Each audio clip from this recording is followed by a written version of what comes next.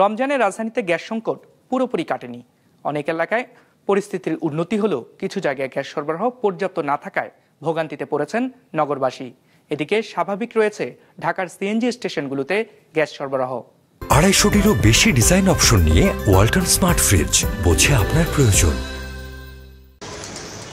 চলছে চুলা, তবে গ্যাসের চাপ কম থাকায় ঠিক মতো করা যাচ্ছে না রান্না। কোথাও আবার দিনের বেশিরভাগ সময়ই থাকছে না গ্যাস। এতে রমজানের শুরু থেকেই রাজধানীর মগবাজার, মধুবাগ, বাসাবো, মানিকনগর ও উত্তরার কিছু অংশ সহ বিভিন্ন এলাকার বাসিন্দারা পড়েছেন বিপাকে।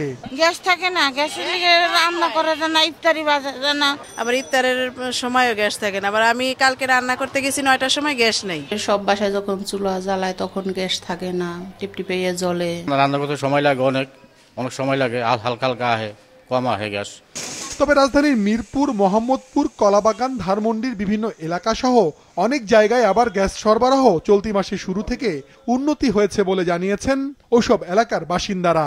এইবার রমজানে আমাদের গ্যাসের কোনো সমস্যা হয় না, আমরা ঠিকমতো গ্যাস পাচ্ছি। বিভিন্ন জায়গায় হয়তো গ্যাসের সমস্যা আমরা হয়তো টিভি বা পত্রপত্রিকা দেখছি, কিন্তু আমরা বাস্তবিক যেটা দেখতেছি এই অত্র এলাকায় গ্যাস নিয়ে তেমন কোনো প্রবলেম নাই। কিন্তু আমাদের এখানে অনেক সময় থাকে, আবার অনেক সময় থাকে না। এখন ফুল গ্যাস আছে। সরবরাহকারী প্রতিষ্ঠান তিতাস জানিয়েছে তাদের দৈনিক চাহিদা রয়েছে 2200 মিলিয়ন ঘনফুট গ্যাসের। এর মধ্যে 2000 মিলিয়নের মতো গ্যাস সরবরাহ করে পরিস্থিতি সামাল দেয়া হয়। বর্তমানে 1600 ঘনফুটের মতো গ্যাস পাওয়ায় কোনো কোনো এলাকায় কিছুটা সংকট হচ্ছে। এদিকে রমজানের শুরুতে রাজধানীর সিএনজি স্টেশনগুলোতে গ্যাস নিয়ে সংকট থাকলেও গেল কয়েকদিন ধরে তা কেটে গেছে বলে জানিয়েছেন সংশ্লিষ্টরা। মাশরুক রাহাত, বিজনেস রিপোর্ট, মাছরাঙ্গা টেলিভিশন।